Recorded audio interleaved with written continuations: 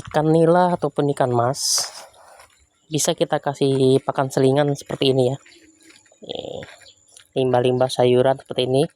Ini adalah sawi.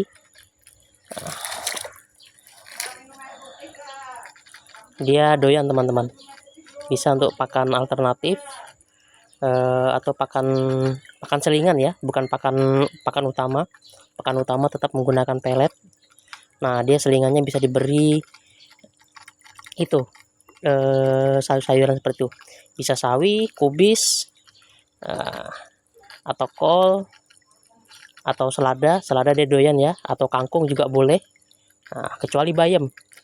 Saya tidak tahu kenapa kok ikan-ikan ini bayam dia sama sekali tidak mau ya. Tapi kalau seperti sawi, kubis, ataupun kangkung dia cepat habisnya.